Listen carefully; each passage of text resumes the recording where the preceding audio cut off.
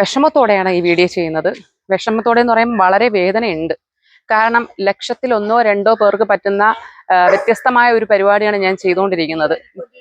നിങ്ങൾക്ക് എല്ലാവർക്കും അറിയാം, എന്നെക്കൊണ്ട് ഈ കാണുന്ന ശോഭന എന്ന് പറയുന്ന വ്യക്തിയെ ഇതുവരെ ആക്കിയെടുക്കാൻ ഞാൻ കാണിച്ച എഫേർട്ട് എത്രത്തോളം ആണെന്നുള്ള കാര്യം നിങ്ങൾക്ക് നന്നായിട്ട് അറിയാം. അത് നിങ്ങളിൽ പലരും അംഗീകരിക്കുന്ന കാര്യമാണ്. അതിന് പലരുടെയും ഒരുപാട് പേരുടെ സപ്പോർട്ട് എനിക്കുണ്ട്. ഓരോ ദിവസവും പലരുടെയും പ്രാർത്ഥനയും സപ്പോർട്ടും ഒക്കെ കൂടെ തന്നെയാണ് ഞാൻ മുന്നോട്ട് കൊണ്ടുപോകുന്നത്. പക്ഷെ വേദനയോടുകൂടി ഒരു കാര്യം പറയട്ടെ, ഈ അമ്മ ഇങ്ങനെ നോക്കുന്നതിനും വേണ്ടി മാത്രമാണ് എനിക്കിപ്പോൾ ശത്രുക്കളുള്ളത്. അല്ലാതെ ഒഴിച്ചാൽ എനിക്ക് ശത്രുക്കളില്ല. അതിൻ്റെ ഒരു പരിണിത ഫലം ഞാനിപ്പോൾ അനുഭവിച്ചുകൊണ്ടിരിക്കുകയാണ്. എൻ്റെ വീഡിയോയ്ക്ക് റിപ്പോർട്ട് ചെയ്യുവാണ്. യൂട്യൂബിൻ്റെ പോളിസി അറിയാന്നുള്ള കുറച്ച് കൂട്ടം ആൾക്കാർ, അല്ലെങ്കിൽ അതിൽ ചുറ്റിപ്പറ്റി നിൽക്കുന്ന ആൾക്കാർ എൻ്റെ വീഡിയോയ്ക്ക് റിപ്പോർട്ട് ചെയ്തുകൊണ്ടിരിക്കുകയാണ്. അപ്പം ഞാൻ ചോദിക്കുന്നത്, ഈ റിപ്പോർട്ട് ചെയ്യുന്ന നിങ്ങളോട്, ഞാൻ നിങ്ങൾക്കൊക്കെ എന്തെങ്കിലും ഒരു ദ്രോഹം ചെയ്തിട്ടുണ്ടോ? ഞാൻ അറിഞ്ഞോ അറിയാതെ ചെയ്തിട്ടുണ്ടെങ്കിൽ പറയണം. അതിന് വേണ്ടിയിട്ടാണ് ചോദിക്കുന്നത്. ഞാൻ ആകെ ചെയ്യുന്നതെന്ന് പറയുന്നത്, ആർക്കും പറ്റാത്തൊരു പ്രവൃത്തി ഞാൻ ചെയ്തു. ഞാൻ സോഷ്യൽ മീഡിയയിൽ ആക്റ്റീവായി. അതും ഞാൻ പല തവണ പറഞ്ഞ കാര്യമാണ്. ഞാൻ യൂട്യൂബിൽ നിന്ന് ഏണിങ്സ് കിട്ടാനോ അല്ലെങ്കിൽ ലോകം മുഴുവൻ എന്നെ അറിയാനോ ഒന്നുമല്ല. ഇങ്ങനെയുള്ള ആൾക്കാരെ അവോയ്ഡ് ചെയ്യുന്ന ഇന്നത്തെ സമൂഹത്തിൽ ഇങ്ങനെയുള്ള ആൾക്കാരെ അവോയ്ഡ് ചെയ്യാതെ അവരെ മുന്നോട്ട് കൊണ്ടുവന്നാൽ നമുക്ക് പല പല പല രോഗങ്ങൾക്ക് നമ്മളിൽ തന്നെ മരുന്നുണ്ട് എന്ന് പ്രൂവൺ ചെയ്യാനാണ് ഞാൻ അമ്മയെ സോഷ്യൽ മീഡിയയിൽ കൊണ്ടുവന്നതും ഞാൻ കാണിച്ചു തന്നതും. അതനുസരിച്ച് എത്രയോ അമ്മമാരും മക്കൾമാരും ഒക്കെ ഇപ്പം പുറം ലോകം കാണുന്നുണ്ടെന്ന് നിങ്ങൾ തന്നെ പറഞ്ഞും കഴിഞ്ഞു. എന്നെ അതറിയാം, അറിയുന്നവർക്കറിയാം. എന്നോട് ഒരുപാട് പേര് പറഞ്ഞു കഴിഞ്ഞു, നീ കാരണമാണ് ഞങ്ങളുടെ മക്കളെ ഇപ്പൊ പുറം ലോകം കാണുന്നത്, അല്ലെങ്കിൽ ഞങ്ങളുടെ അമ്മ ഇപ്പൊ പുറം ലോകം കാണുന്നത്, അല്ലെങ്കിൽ നിങ്ങളുടെ കൂടെ പുറം ലോകം കാണുന്നതെന്ന് ഓൾറെഡി പറഞ്ഞു കഴിഞ്ഞു. കാരണം ഇങ്ങനത്തെ കാറ്റഗറി ആൾക്കാർ ഫേസ് ചെയ്യുന്ന അവഗണന അത് ഒഴിവാക്കി ഞാൻ കാണിച്ചു. അതിലെനിക്കിപ്പോൾ ഒരുപാട് പേരുടെ പ്രാർത്ഥനയുണ്ട്, സപ്പോർട്ടുണ്ട്. പക്ഷേ ഞാനിപ്പോൾ ഒരു 1-2 ചാരിറ്റി ചെയ്ത് തുടങ്ങിയതിന് ശേഷമാണ് എനിക്ക് റിപ്പോർട്ട് വരുന്നത്. ഇന്ന് ഞാനൊരു ചാരിറ്റി വീഡിയോ ഇന്നലെ അപ്ലോഡ് ചെയ്തിരുന്നു. ഒരു ഇരുവൃക്കകളും തകരാറിലായ ഒരു യുവാവിന്റെ. ഞാൻ ചോദിക്കട്ടെ, നിങ്ങൾ ഓരോരുത്തരും ചാരിറ്റി ചെയ്യുമ്പോൾ നിങ്ങൾക്കറിയാം, അതിനകത്ത് ചാരിറ്റിക്ക് കൊടുത്തേക്കുന്ന അക്കൗണ്ട് ഡീറ്റെയിൽസ് എന്ന് പറയുന്നത് ചാരിറ്റി ചെയ്യുന്ന വ്യക്തികളുടെയാണ്. ഞാൻ അങ്ങനല്ല ചെയ്തത്. ഞാൻ ചാരിറ്റി പേഴ്സൺസിന്റെ അടുത്ത് പോകുമ്പോൾ ഞാൻ അവരുടെ അക്കൗണ്ട് ഡീറ്റെയിൽസാണ് ഞാൻ അതിനകത്ത് വെക്കുന്നത്. എനിക്കും നിങ്ങളും ഈ മറ്റുള്ളവർ ചെയ്യുന്ന പോലെ ചെയ്യാൻ അറിയാഞ്ഞിട്ടല്ല. പക്ഷെ ഞാൻ ചിന്തിച്ച എന്താ, 1 രൂപയെങ്കിൽ 1 രൂപ അത് അവരുടെ അക്കൗണ്ടിലോട്ട് പോട്ടെ. എനിക്ക് ആരുടെയും പൈസ വേണ്ട. നമ്മൾ ദൈവാനുഗ്രഹം കൊണ്ട് നമ്മൾ സ്വന്തമായിട്ട് അധ്വാനിക്കുന്നു, ജീവിക്കുന്നു, ഒരറ്റത്തിരിക്കുന്നു. നിങ്ങൾക്ക് എന്തോ കരുതാ, ഈ യൂട്യൂബിന് എനിക്ക് എഗെയിൻസ്റ്റ് ഇങ്ങനെ റിപ്പോർട്ടൊക്കെ കൊടുക്കുമ്പോൾ അങ്ങ് എനിക്ക് യൂട്യൂബ് ഇല്ലാതായാൽ ഞാൻ എന്താ കരഞ്ഞു വിളിച്ചൊരറ്റത്തിരിക്കുന്നു? നിങ്ങൾക്ക് ആള് തെറ്റി. എനിക്ക് യൂട്യൂബ് ഇല്ലെങ്കിൽ ഞാൻ സൂപ്പറായിട്ട് ജീവിക്കും. എനിക്ക് ജോലിയുണ്ട്, എൻ്റെ ഭർത്താവിന് ജോലിയുണ്ട്. പിന്നെ ഈ അമ്മയെ ഞാൻ പൊന്നുപോലെ നോക്കും. സോഷ്യൽ മീഡിയയിൽ നിങ്ങളാരും എന്നെ കാണില്ല എന്നല്ലേ ഉള്ളൂ. എല്ലാ പേരും ഞാൻ അങ്ങ് ചാനലോട് കൂടി അങ്ങ് പൂട്ടിക്കെട്ടി പോട്ടെ എന്ന ഉദ്ദേശത്തോടു കൂടിയാണ് പലരും ഇത് ചെയ്യുന്നതെന്ന് ഞങ്ങൾക്ക് നന്നായിട്ട് അറിയാം. ഞാൻ ആകെ ചെയ്തേക്കുന്ന 2 ചാരിറ്റിയാണ്. ആ ചാരിറ്റി എന്ന് പറഞ്ഞാൽ ഒന്നൊരു കുഞ്ഞു കുട്ടിയാണ്. ഞാൻ നിങ്ങളോട് പറഞ്ഞു, കഴിഞ്ഞ 10 വർഷത്തോളമായിട്ട് ഞാൻ ഗവൺമെന്റ് SIT മെഡിക്കൽ കോളേജ് ആശുപത്രിയിൽ കയറി ഇറങ്ങുന്ന ഒരു വ്യക്തിയാണ് ഞാൻ അവിടെ പല അമ്മമാരുടെയും കണ്ണീരും കണ്ട്, പല കുഞ്ഞുങ്ങളുടെ വേദനയും കണ്ടിട്ടാണ് ഞാൻ ഒരു മക്കൾക്ക് എൻ്റെ സഹായം ലഭിക്കട്ടെ എന്ന് എഴുതിയിട്ട് ഞാൻ ഒരു ചാരിറ്റിക്കായിട്ട് പോയത്. അവിടെ തൊട്ട് എനിക്ക് തുടങ്ങിയ പ്രശ്നമാണ്. ഞാൻ പോട്ടെ, വിട്ടു. കാരണം വിവരമില്ലാത്തവന്മാർ ഒരറ്റത്ത്, അല്ലെങ്കിൽ വിവരമില്ലാത്തവർ ഒരറ്റത്തിരുന്ന് എന്തോ ചെയ്യട്ടെ എന്ന് ഞാൻ കരുതി. ഇപ്പൊ രണ്ടാമത് വീണ്ടും ഒരു ചാരിറ്റിക്ക് പോയി. റിപ്പോർട്ട് വന്നുകൊണ്ടിരിക്കുകയാണ്. എന്തിനാ നിങ്ങൾ എങ്ങനെ റിപ്പോർട്ട് അടിക്കണം? ഇത് സോഷ്യൽ മീഡിയ, അതായത് യൂട്യൂബിന്റെ പോളിസി അറിയാന്നുള്ള വ്യക്തിയാണ്, യൂട്യൂബിന്റെ നന്നായിട്ട് നിൽക്കുന്ന ആൾക്കാരാണ്, ഒക്കെയാണ്. നമുക്ക് മനസ്സിലാവും. പക്ഷെ ഞാൻ ഒരു കാര്യം ചോദിച്ചോട്ടെ, ഞാൻ എന്തെങ്കിലും ദ്രോഹം നിങ്ങൾക്ക് ചെയ്തിട്ടുണ്ടോ? ഇത് ചെയ്യുന്നവരുടെ ഉദ്ദേശം എനിക്ക് വ്യക്തമായിട്ട് അറിയാം. ഓരോരുത്തരും ചാരിറ്റി ചെയ്യുമ്പോൾ അവരുടെ ഡീറ്റെയിൽസ് കൊടുത്തിട്ട്, അതായത് ആരാണോ ചാരിറ്റി ചെയ്യുന്നത് ആ വ്യക്തിയുടെ ബാങ്ക് ഡീറ്റെയിൽസും കാര്യങ്ങളും കൊടുത്തിട്ടാണ് അവർ ചാരിറ്റി ചെയ്യുന്നത്. ഞാൻ ചെയ്യുന്നത് അങ്ങനെയല്ല. ഏത് കുഞ്ഞിനാണോ അല്ലെങ്കിൽ ഏത് വ്യക്തിക്കാണോ ചാരിറ്റി വേണ്ടത് അവരുടെ ഡീറ്റെയിൽസ് ആണ് ഞാൻ അതിനകത്ത് കൊടുക്കുന്നത്. അപ്പോൾ ഇതിന് പല നഷ്ടങ്ങളും നിങ്ങൾക്ക് ആർക്കെങ്കിലും ഒക്കെ വരുന്നുണ്ടാവാം. അതിന് എൻ്റെ ചാനലിൽ വന്ന് റിപ്പോർട്ട് അടിച്ചല്ല നിങ്ങൾ പ്രതിഷേധം തീർക്കേണ്ടത്. ഞാനൊരു അറ്റത്തിരുന്ന് സാധാ പാവങ്ങളെ സഹായിച്ച് എന്നാൽ കഴിയുന്ന എന്തെങ്കിലും കിട്ടുന്നുണ്ടെങ്കിൽ അവർക്ക് കിട്ടിക്കോട്ടെ എന്നേ ഞാൻ ചിന്തിക്കുള്ളൂ. എനിക്കറിയാം ഇതിന്റെ പിന്നിൽ വ്യക്തമായിട്ട് എനിക്ക് ആരൊക്കെയാണെന്ന് തെളിവുണ്ട്. കാരണം ഞാൻ ചാരിറ്റിക്ക് പോയടുത്ത് സംസാരിച്ച ആൾക്കാരെ കുറിച്ച് എനിക്ക് അറിവ് കിട്ടിക്കഴിഞ്ഞു. അപ്പൊ അതുകൊണ്ട് ഞാൻ പറഞ്ഞല്ലോ, എനിക്ക് ഒരുത്തന്മാരുടെ പുറകെയും ഒരുത്തികളുടെ പുറകെയും നടക്കാൻ എനിക്ക് നേരവുമില്ല. നിങ്ങൾ എല്ലാ പേരും എൻ്റെ ചാനലിന് കുറെ റിപ്പോർട്ട് അടിച്ച് എൻ്റെ ചാനൽ അങ്ങ് പോയാൽ ഞാൻ ഒരു അറ്റത്തിരുന്ന് കരഞ്ഞുകൊണ്ട് ഇരിക്കുമെന്ന ധാരണയിലാണ് നിങ്ങളൊക്കെ ഇങ്ങനെ ചെയ്യുന്നുണ്ടെങ്കിൽ നിങ്ങൾക്കത് തെറ്റി. എനിക്ക് ചാനൽ ഇല്ലെങ്കിലും ഞാൻ ജീവിക്കും എന്ന് എനിക്ക് കൃത്യമായിട്ട് അറിയാം. പിന്നെ എൻ്റെ അമ്മയും എന്നെയും കാണാൻ ആഗ്രഹിക്കുന്ന ഒരുപാട് പേർക്ക് എനിക്ക് കാണാൻ പറ്റാതായിപ്പോ. സാരമില്ല, കാണണ്ട. യൂട്യൂബ് മാത്രമല്ല, ഫേസ്ബുക്ക് ഉണ്ടല്ലോ. എൻ്റെ യൂട്യൂബ് എല്ലാ സുഹൃത്തുക്കളും എൻ്റെ ഫേസ്ബുക്കിലോട്ട് വന്നാൽ മതി, അല്ലെങ്കിൽ ഇൻസ്റ്റാഗ്രാമിലോട്ട് വന്നാൽ മതി. അവിടെ വെച്ച് നമുക്ക് കാണാം. അവിടെ എന്തായാലും റിപ്പോർട്ടും പ്രശ്നങ്ങളൊന്നും ഇല്ല. പറഞ്ഞു വരുന്നത്, നിങ്ങൾ ദ്രോഹിച്ചോ, പക്ഷെ ഒരു കാര്യം നിങ്ങൾ മനസ്സിലാക്കുക, ആ ഭൂമിയിൽ ചെയ്യുന്ന പ്രവൃത്തിയുടെ ഫലം ഭൂമിയിൽ തന്നെ അനുഭവിച്ചിട്ടേ നമ്മൾ പോവുള്ളൂ. ഈ എവരി അത് മനുഷ്യനാവട്ടെ മൃഗത്തിനാവട്ടെ ആർക്കും ആവട്ടെ, പണ്ടൊക്കെ പിന്നെ എന്ന് പറയുന്ന മാതിരിയല്ല, ഇപ്പൊ കൈയുടനെയാണ്. നീയൊക്കെ ചെയ്യുന്ന പ്രവൃത്തിയുടെ ഫലം നീയൊക്കെ ഈ ഭൂമിയിൽ അനുഭവിച്ചിട്ട് തന്നെ പോകും. ആരാണെങ്കിലും എന്നെ തകർക്കുക എന്നുള്ള ഉദ്ദേശത്തോടെ നിങ്ങൾ ചെയ്യുമ്പോൾ ഇതിൽ പെട്ടുപോകുന്നത് എന്റെ സഹായവും അഭ്യർത്ഥിച്ച് അല്ലെങ്കിൽ എന്റെ സഹായം പ്രതീക്ഷിച്ച് അറ്റത്തിരിക്കുന്ന ഒരു കൂട്ടം ആൾക്കാരാണ്. നിങ്ങൾ മനസ്സിലായില്ലേ? നിങ്ങൾ എന്നെ തകർക്കുക എന്നുള്ള ഉദ്ദേശത്തോടു കൂടി നിങ്ങൾ നിൽക്കുമ്പോൾ ഒരുപാട് പേര്, ഞാൻ കാരണം സന്തോഷം ലഭിക്കുന്ന, ഇപ്പൊ ശ്രീനാഥ് മോനെ പോലുള്ള ഒരുപാട് കുഞ്ഞുമക്കള് മരുന്നില്ലാതെ ജീവിക്കാമെന്ന് തെളിയിച്ചുകൊണ്ടിരിക്കുക, അല്ലെങ്കിൽ മരുന്നില്ലാതെ ഉറങ്ങാമെന്ന് തെളിയിച്ചുകൊണ്ടിരിക്കുന്ന പല മക്കളുടെയും രോഗത്തിന്റെ ട്രീറ്റ്മെന്റ് ആണ് ഇപ്പൊ ഞാൻ. അപ്പൊ നിങ്ങളൊക്കെ എന്നെ പൂട്ടി ഒതുക്കി ഒരറ്റത്തിരുത്തുക എന്നുള്ള നിങ്ങളെ പ്ലാനോട് കൂടി നിങ്ങൾ ഇറങ്ങുമ്പോൾ നിങ്ങളുടെ തലയ്ക്ക് മീതെ വീഴാൻ പോകുന്ന കണ്ണീര് ചെറുതല്ല. മനസ്സിലായില്ലേ? ഞാൻ കാരണം അല്ലെങ്കിൽ എൻ്റെ ഫാമിലി കാരണം സന്തോഷിക്കുന്ന ഒരുപാട് പേരുടെ കണ്ണീര് നിന്റെയൊക്കെ തലയ്ക്ക് മുകളിൽ വീഴും. അതൊക്കെ നീ ഭൂമിയിൽ അനുഭവിച്ചിട്ടേ പോവുള്ളൂ. എൻ്റെ ഓരോ വീഡിയോയ്ക്കും വന്ന് കമന്റ് ചെയ്യുന്ന കുറെ എണ്ണം ഉണ്ട്. എന്തോ ആൾക്കാർ നെഗറ്റീവ് ഓളികൾ അങ്ങനെ എന്തോ ഒരു കമന്റാണ് വരുന്നത്. എനിക്ക് പേരൊന്നും അറിയത്തില്ല. ഇങ്ങനെയൊക്കെയാണ് ആൾക്കാർ പറയുന്നത്. ഈ ടീമുകളോടായിട്ട് എനിക്ക് ഒരു കാര്യമേ പറയാനുള്ളൂ. നീയൊക്കെ കമന്റ് ചെയ്യുന്നത് നിന്റെയൊക്കെ ഉള്ളിലുള്ള ജലസി അസൂയാണ് നിങ്ങൾ വന്ന് കമന്റായിട്ട്. അതായത് എനിക്ക് പറ്റാത്തത് മറ്റൊരാൾ ചെയ്യുമ്പോൾ നമുക്കത് കണ്ട് സഹിക്കാൻ പറ്റാത്തൊരു മാനസികാവസ്ഥ നമുക്കത് ഊഹിക്കാം. പക്ഷെ ആ അവസ്ഥ കണ്ടിട്ട് ഞാനിപ്പോൾ ഒരു കമന്റിന് പോലും റെസ്പോണ്ട് ചെയ്യാണ്ട് പൊക്കോണ്ടിരിക്കുന്നത് എനിക്കിപ്പോൾ വയ്യ. ഞാനും നിങ്ങളെപ്പോലായ ഞാനും നിങ്ങളും തമ്മിൽ എന്താ വ്യത്യാസം എന്ന് ചിന്തിച്ചിട്ടാ ഞാനൊരു വീഡിയോ ഇട്ടു, ഒരമ്മയെ പ്രാങ്ക് ചെയ്യുന്ന വീഡിയോ. സത്യമായിട്ട് ആ അമ്മയുടെ കട എല്ലാവരിലും എത്തണം എന്നുള്ള ഒരു ഉദ്ദേശത്തോടു കൂടി ഞാൻ അമ്മയെ പ്രാങ്ക് ചെയ്തതാണ്. പ്രാങ്ക് ചെയ്ത് കഴിഞ്ഞ് ആ വീഡിയോ ഇന്നലെ ഞാൻ നോക്കിയപ്പോൾ അതിന്റെ താഴെ കുറെ കമന്റ്സ് എന്ന് പറയുമ്പോൾ സോഷ്യൽ മീഡിയയിൽ ആക്റ്റീവായി നിൽക്കുന്ന ഒരു വ്യക്തിയുടെ പേര് പറഞ്ഞിട്ട് ആ ആൾക്ക് ഇത് ചെയ്യാൻ പാടുള്ളൂ, ആ ആളെ കോപ്പി അടിക്കുവാണോ, ആ ആളെ പിന്തുടരുകയാണോ, ആ ആള് ചെയ്യുന്നത് താൻ ചെയ്യേണ്ട ആവശ്യമില്ല, തനിക്ക് തൻ്റെതായ കണ്ടന്റ് ഉണ്ടെന്ന് പറഞ്ഞ് കുറെ കമന്റ്. അപ്പൊ ഞാൻ നോക്കും, ഭഗവാനെ ഈ പുള്ളിയെ എന്നോട് കമ്പയർ ചെയ്യാൻ വേണ്ടിയിട്ട് ഞാൻ ഇതിന് വേണ്ടിയിട്ട് എന്ത് തെറ്റ് ചെയ്തു എന്ന് പറഞ്ഞിട്ട് ഞാൻ ഈ ആളിന്റെ അക്കൗണ്ടിൽ, ഞാൻ ആരാണെന്ന് പറഞ്ഞില്ല, എൻ്റെ ആ വീഡിയോയിൽ കയറി നിങ്ങൾ നോക്കിയാൽ മനസ്സിലാവും ആളുടെ പേര്. ഞാൻ പേര് പറയണില്ല, ഇനി അതൊരു പ്രശ്നമാവണ്ട. ഞാൻ ആ ആളുടെ വ്ളോഗ് കയറി നോക്കിയപ്പോൾ അതിനകത്ത് ഞാൻ ഈ പറയുന്ന വ്യക്തിയുടെ ആകെ കണ്ടിട്ടുള്ള 2-3 വീഡിയോ. ഒന്നെന്ന് പറയുന്നത് ആ ആള് മറ്റേ നമ്മുടെ ക്യാഷ് ചലഞ്ച് കൊടുക്കുന്ന ഒരു വീഡിയോ കണ്ടിട്ടുണ്ട്. പിന്നെ ആള് 2 കുഞ്ഞുങ്ങളുമായിട്ട്, അത് മിനിഞ്ഞാന്നങ്ങാണ്ട് ഞാൻ കണ്ടതാണ്, 2 കുഞ്ഞുങ്ങളുമായിട്ട് സംസാരിക്കുന്നതിൽ അനിയനും ചേട്ടനും പരസ്പരം സംസാരിക്കുന്നതൊക്കെ ഒരു വീഡിയോ കണ്ടിട്ടുണ്ട്. പിന്നെ ഞാൻ ഈ കണ്ട വേറൊരു വീഡിയോ, ഇത്രയും വീഡിയോ തന്നെയാണ് ഞാൻ കണ്ടിട്ടുള്ളത്. പിന്നെ ഒരു അച്ഛനെ അമ്മയും അഡോപ്റ്റ് ചെയ്തിട്ട് ആ അച്ഛൻ്റെ അമ്മയും റിലേറ്റ് ചെയ്ത് എനിക്ക് ഈ വയസ്സായവരോട് ഇത്ര ഇഷ്ടമുണ്ട്, അവരെ നോക്കുന്ന ഒരു വീഡിയോ ഞാൻ കണ്ടായിരുന്നു. അപ്പൊ ഇങ്ങനെ ഒരു 2-3 വീഡിയോ ഞാൻ ഈ ആളുടെ കണ്ടിട്ടുള്ളൂ. എന്നെ അറിയുന്നവർക്കറിയാം. ഇപ്പൊ പുതുതായിട്ട് വന്ന കുറെ ടീമുകൾക്കാണ് ഈ എന്നെ ചൊറിയുന്ന പരിപാടി. പഴയ ആൾക്കാർക്കറിയാം ഞാൻ ഒരു വ്ളോഗോ അല്ലെങ്കിൽ ഞാൻ സോഷ്യൽ മീഡിയയിൽ അധികം ആക്റ്റീവോ ഒന്നുമല്ല. അതുകൊണ്ട് തന്നെ എനിക്ക് പല വ്ളോഗേഴ്സിന്റെ വീഡിയോസും അവരുടെ കണ്ടന്റും എനിക്ക് അറിയില്ല. അപ്പൊ ഞാൻ ഇയാളുടെ അക്കൗണ്ടിൽ കയറി നോക്കി, ഇയാൾ എന്താണ്, ഞാൻ അയാളെ കോപ്പി ചെയ്തു എന്നല്ലേ പറഞ്ഞു. അപ്പൊ ഞാൻ ഇതേമാതിരി ഞാൻ ഈ അമ്മയെ വെച്ചിട്ട് ഇയാളെ വീഡിയോ ചെയ്തിട്ടുണ്ടോ എന്ന് എനിക്ക് അറിയത്തില്ലല്ലോ. ഞാൻ അങ്ങനെ കയറി നോക്കി. അപ്പൊ ഈ അമ്മയെ വെച്ചിട്ട് ആള് വീഡിയോ ഇട്ടില്ല, പകരം ഈ ആള് അമ്മുമ്മമാരെയും അല്ലെങ്കിൽ അപ്പൂപ്പന്മാരെയൊക്കെ പറ്റിക്കുന്ന വീഡിയോ കണ്ടായിരുന്നു. ഞാൻ കണ്ടു. എവിടെയെങ്കിലും ചെന്ന് അമ്മ എനിക്ക് ഇത്തിരി കഞ്ഞിവെള്ളം തരുമോ, ഇങ്ങനത്തെ 1-2 വീഡിയോ ഞാൻ കണ്ടു. എൻ്റെ പൈസ ഇല്ലാന്ന് പറഞ്ഞു. അപ്പം അല്ല നാരങ്ങ വെള്ളം തരുമോ, എനിക്ക് പൈസ ഇല്ലാന്ന് പറഞ്ഞു. അപ്പം ഞാൻ നോക്കും, ഭഗവാനെ ഈ ആൾ ഈ വീഡിയോ ചെയ്തിരിക്കുന്നവരെ ഞാൻ ഇന്നലെയാണ് അറിയുന്നത്, അതായത് ഈ കമന്റ് കണ്ടപ്പോൾ. അപ്പൊ ഞാൻ ഇതൊന്നും അറിയാതെ ഞാൻ പോയി ഒരു വീഡിയോ ചെയ്ത് ആ വീഡിയോ പബ്ലിഷ് ചെയ്തപ്പോൾ കുറെ എണ്ണം നിരയായിട്ട് വന്ന് പറയുന്നുണ്ട് ആ ആളെ കോപ്പി അടിക്കുകയാണ്, ഈ ആളെ കോപ്പി അടിക്കുകയാണ്. ഒരാൾക്ക് മാത്രമേ ഈ ഭൂമിയിൽ അല്ലെങ്കിൽ ഇങ്ങനെ ഒന്ന് ചെയ്യാൻ പാടുള്ളൂ എന്ന് നിങ്ങൾ ആരാ പറയണേ? അങ്ങനെ ഒരാൾക്ക് മാത്രം ഇവിടെ ചെയ്യാൻ പാടുള്ളൂ. അങ്ങനെയാണെങ്കിൽ ഇവിടെ സിനിമ ഫീൽഡിൽ സ്റ്റണ്ട് കാണില്ല, മ്യൂസിക് കാണില്ല, റൊമാൻസിക് കാണില്ല, പാട്ട്, ഇതൊന്നും ഉണ്ടാവില്ലല്ലോ. ഒരു കാര്യം ഒരു ഡയറക്ടർ ചെയ്യല്ലേ, അപ്പൊ മറ്റേ ഡയറക്ടറിന് ചെയ്യാനുള്ള പ്രൊവിഷൻ ഇല്ലല്ലോ.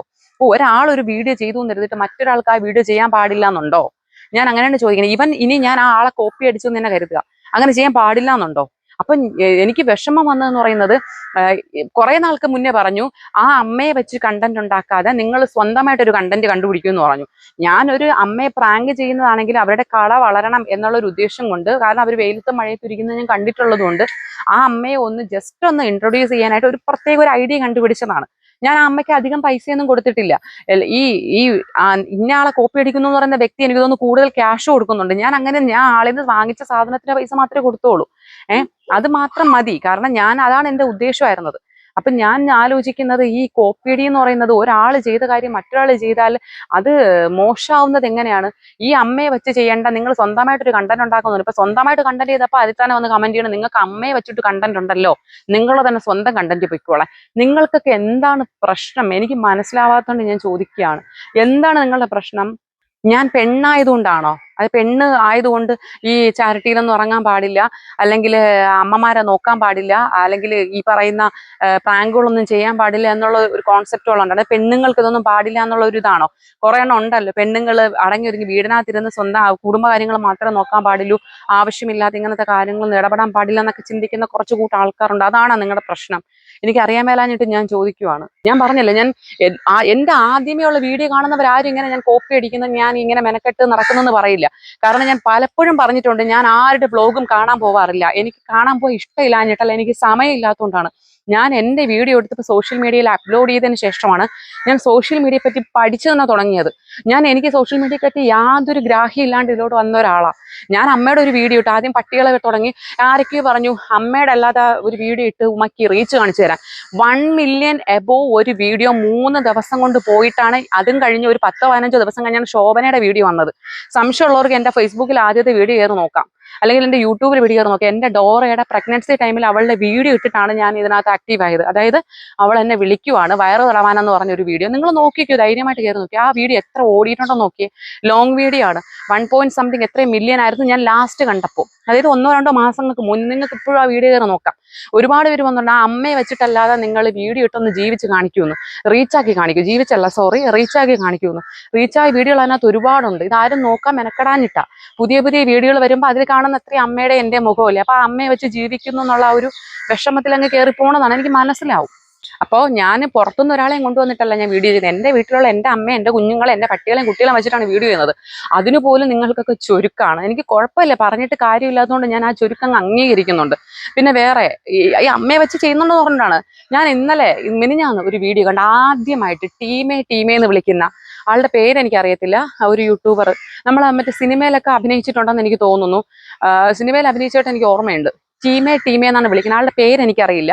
ആ ആളുടെ വീഡിയോ കണ്ടു. അപ്പൊ ഞാൻ അത് യാദൃശ്ചികമായിട്ട് ഇന്നലെയാണ് അവർ വേളാങ്കണ്ണിക്ക് പോകുന്ന ഒരു വീഡിയോ എനിക്ക് നമുക്കിങ്ങനെ ഇത് വരുമല്ലോ നോട്ടിഫിക്കേഷൻ വന്ന് ഞാൻ കയറി നോക്കിയപ്പോൾ ആ ആളുടെ ഫുൾ വീഡിയോയിൽ അമ്മയാണ്. അതെന്താ? അത് ഇത്തിരി ആരോഗ്യമുള്ള നല്ല അമ്മ അല്ലേ? ഞാൻ ആ ചേട്ടനെ മോശമായിട്ട് പറയില്ല, ചേട്ടൻ ഈ വീഡിയോ കാണുകയാണെങ്കിൽ ദയവായിട്ട് തെറ്റിദ്ധരിക്കരുത്, ഞാൻ പറയുന്നതാണ്.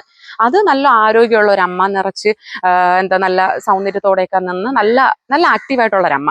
ഇത് ഇച്ചിരി വയ്യായികയുള്ള അമ്മ. അപ്പൊ വ്യത്യാസമുണ്ട്. കാര്യം ആ അമ്മയെ വെച്ചിട്ട് വീഡിയോ ചെയ്യാം, ഈ അമ്മയെ വെച്ചിട്ടേ പാടില്ലാതുള്ളൂ. ഇതാണ് നമ്മുടെ സോഷ്യൽ മീഡിയ, അതായത് നമ്മുടെ സമൂഹത്തിന്റെ കാഴ്ചപ്പാടെന്ന് പറയുന്നത്. എന്റെ ഗതികേടൊന്ന് ആലോചിച്ച് നോക്കണം. ഞാൻ പണ്ടേ ആഗ്രഹിച്ചതാണ് ഏതെങ്കിലും അമ്പലത്തിന്റെ നടയിലിരിക്കുന്ന അപ്പൂപ്പന്മാരുടെ അടുത്തൊക്കെ പോയി അവരോടിരുന്ന് കുശലം പറഞ്ഞ് അവർക്ക് വല്ല 5-10 രൂപയൊക്കെ കൊടുത്ത് അവരുടെ അനുഗ്രഹവും വാങ്ങിച്ചുകൊണ്ട് വരണം എന്ന് ഇന്നും ഇന്നലെയോ അല്ല, പണ്ടേ ഞാൻ ആഗ്രഹിച്ച കാര്യമാണ്. നിങ്ങൾ തന്നെ പറഞ്ഞോണ്ട് ഈ അമ്മയെ വെച്ച് വീഡിയോ ചെയ്യുമ്പോൾ പറയും അമ്മയെ വെച്ച് വീഡിയോ ചെയ്യാതെ വേറൊരു കണ്ടന്റ് മാറ്റിപ്പിടിക്കുമെന്ന്. വേറൊരു കണ്ടന്റ് മാറ്റിപ്പിടിച്ചപ്പോൾ പറയുന്നു നിങ്ങൾ ആ അമ്മയായിട്ടൊരു കണ്ടന്റ് ഉണ്ടല്ലോ അതുമായിട്ട് പോവാൻ. നിങ്ങൾക്ക് എന്നോട് എന്താ ഇത്ര ദേഷ്യം? ഞാൻ എന്താ ചെയ്യണം? ഞാൻ ഒരു കാര്യം ചെയ്യാം. ഈ എന്നോട് ദേഷ്യമുള്ള ഒരാളോട് ഞാൻ വീണ്ടും ഞാൻ ഒരു ഗിവ് അവേ ആയിട്ട് തന്നെ പറയുന്നുണ്ട്, ഒരു 1 അവർ ഞാൻ അമ്മയെ തരാം. നിങ്ങളൊന്ന് അമ്മയോട്ട് സംസാരിച്ച് കാണിച്ചതാ. നിങ്ങൾ ഇഷ്ടപ്പെടുന്ന രീതിയിലുള്ള ഒരു വ്യക്തിയാക്കി അമ്മയെ മാറ്റിത്താ. ഞാൻ അത് അംഗീകരിച്ചു തരല്ലേ. എന്തായാലും ജനിപ്പിച്ച മോനോ കൂടെ ജീവിച്ച നാട്ടുകാർക്കോ ബന്ധുക്കൾക്കോ പറ്റാത്തത് 10 കൊല്ലം കൊണ്ട് എന്നോട് കൊണ്ട് സാധിച്ചിട്ടുണ്ടെങ്കിൽ അത് എൻ്റെ മാത്രം കഴിവാണ്. അത് നിങ്ങൾ മനസ്സിലാക്കുക. അല്ലാണ്ട് നിങ്ങൾ എവിടെയെങ്കിലും ഇരുന്ന് അസൂയായിട്ട് എൻ്റെ ചാനലും റിപ്പോർട്ട് അടിച്ച് ഞാനിടുന്ന ഓരോ വീഡിയോയ്ക്ക് കീഴിലും വന്ന് റിപ്പോർട്ട് അടിച്ചു എന്ന് കരുതിയിട്ട് അത് മാറാനൊന്നും പോണില്ല. എന്നെ ഇഷ്ടപ്പെടുന്ന ഒരുപാട് അമ്മമാർക്കും അച്ഛന്മാർക്കും സൗരങ്ങൾക്ക് ചിലപ്പോൾ എന്താണെന്ന് കഥ മനസ്സിലിട്ടുണ്ടാവില്ല.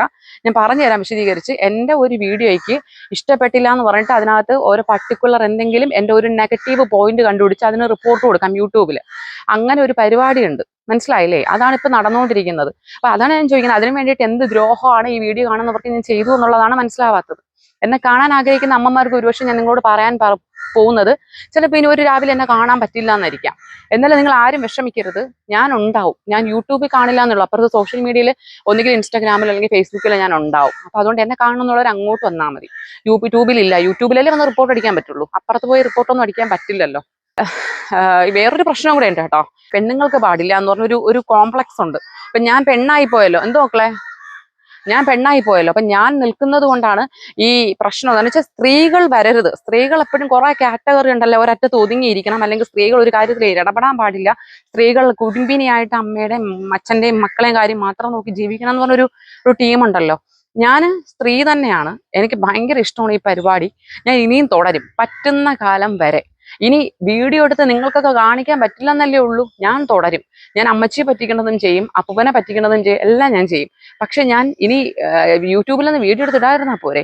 ഓരോരുത്തരും യൂട്യൂബിൽ വീഡിയോ എടുത്തിരുന്ന റീച്ച് കിട്ടാൻ തന്നെയാണ് മാഷെ. അല്ലാണ്ട് അവർക്ക് ഇതിൽ കൊണ്ട് ഇങ്ങനെ കയ്യിരിക്കുന്ന പൈസ കൊടുത്ത് മറ്റുള്ളവർക്ക് കൊടുത്തിട്ട് ഭിക്ഷക്കാരനാവാൻ ആർക്കും ആഗ്രഹമില്ല. എല്ലാവരും റീച്ച് കിട്ടി ഏർണിങ്സിന് വേണ്ടി തന്നെയാണ് ഈ പരിപാടി ചെയ്തുകൊണ്ടിരിക്കുന്നത്. അത് നിങ്ങൾ കാണുന്നവർ മനസ്സിലാക്കുക. ഇപ്പൊ അയാൾ ചെയ്ത നിങ്ങൾ കോപ്പി അടിച്ച് അയാൾ ചെയ്യുന്നത് അയാൾക്ക് ഏർണിങ്സിന് വേണ്ടി തന്നെയാണ്. അല്ലാണ്ട് അയാൾക്ക് വെറുതെ ആർക്കെങ്കിലും ഇപ്പം ആ ഒരു വ്യക്തി എന്ന മാറ്റി ചിന്തിക്ക്, ആർക്കെങ്കിലും എന്തെങ്കിലും അസുഖം ഉണ്ടോ ചുമ്മാ കഴിക്കുന്ന പൈസ കൊണ്ട് ദാനം ചെയ്തിട്ട് സ്വയം റോട്ടി ഇറങ്ങി തണ്ടാൻ? ഇല്ലല്ലോ. എല്ലാ പേരും എന്ത് ചെയ്യുന്നതും അവർക്ക് ജീവിക്കാൻ വേണ്ടിയിട്ടുള്ള വരുമാനത്തിന് വേണ്ടി തന്നെയാണ്. പിന്നെ ഇവിടെ കേരളത്തിൽ നിങ്ങൾ ചിലപ്പോൾ ഇത് ഒരാൾ ചെയ്യുന്നതായിരിക്കും കണ്ടത്. അങ്ങ് അപ്പുറത്തോട്ട് കേരളത്തിന് പുറത്തൊക്കെ ഇത് സ്ഥിരം പരിപാടി തന്നെയാണ്. വർഷങ്ങൾ കൊണ്ട് ആൾക്കാർ ചെയ്യുന്നുണ്ട്. അത് ഒന്നോ രണ്ടോ ആൾക്കാരല്ല, ഒരുപാട് പേര് ചെയ്യുന്ന വീഡിയോസ് നമുക്ക് കാണാൻ പറ്റും. ഇവിടെ ഒരാൾ ചെയ്തു എന്ന് കരുതിയിട്ട് വേറൊരാൾക്ക് ചെയ്യാൻ പാടില്ല. ചാരിറ്റി ആണെങ്കിൽ ഒരാൾ ചെയ്തു എന്ന് കരുതി ഒരു സ്ത്രീക്ക് ചെയ്യാം, അല്ലെങ്കിൽ ഒരാൾക്ക് ചെയ്യാൻ പാടില്ല. ഞാൻ സ്ത്രീ ആയതുകൊണ്ടാണ് എനിക്ക് അഗെയിൻസ്റ്റ് ഇത്രയും ബുദ്ധിമുട്ടുകൾ സോഷ്യൽ മീഡിയയിൽ ഞാൻ ഫേസ് ചെയ്യുന്നത്. അതെനിക്ക് നന്നായിട്ട് മനസ്സിലായി. ഞാനൊരു ആണായിരുന്നെങ്കിൽ എനിക്ക് ഇത്രയും ബുദ്ധിമുട്ടൊന്നും വരട്ടുണ്ടായിരുന്നില്ല. എനിവേ, നിങ്ങൾ റിപ്പോർട്ട് അടിച്ചുകൊണ്ടിരിക്കുന്നവരോട് ഞാൻ പറയാനുള്ളത്, നിങ്ങൾ റിപ്പോർട്ട് അടിച്ചോ.